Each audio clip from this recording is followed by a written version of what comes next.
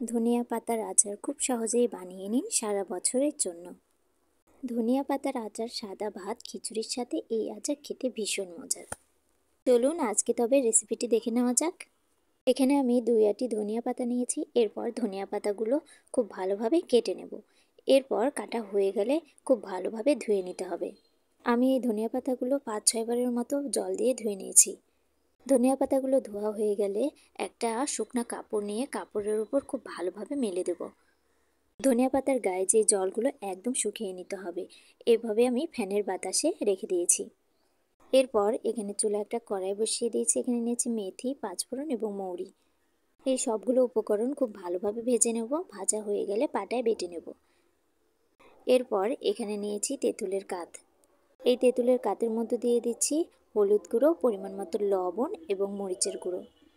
এরপর তেঁতুলের কাঠটা খুব ভালোভাবে মিশিয়ে নেব।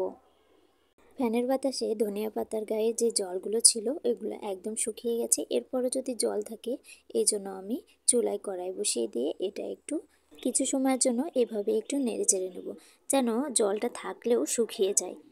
এই আচারটা করার সময় একদমই পাতার গায়ে জল থাকা যাবে না, এই জন্য এভাবে চুলায় সেঁকে নিলাম। এরপর ধনিয়া পাতাগুলো একটু ঠান্ডা করে ব্লেন্ডার জারে নেব। জারে নিয়ে ব্লেন্ড করে নেব। ধনিয়া পাতাগুলো ঠিক এরকম ছাবা ছাবা হবে, এইভাবে ব্লেন্ডার করতে হবে, একদম প্লেন করা যাবে না। এরপর চুলায় কড়াই বসিয়ে দিচ্ছি। এখানে দিয়ে দিচ্ছি হাফ কাপের একটু বেশি তেল। এরপর দিয়ে দিচ্ছি শুকনা মরিচ, সরিষা আর দিয়ে দিচ্ছি পাঁচফোড়ন। এরপর সবগুলো উপকরণ একদম মিডিয়াম আঁচে রেখে খুব ভালোভাবে নেড়েচেড়ে নিতে হবে।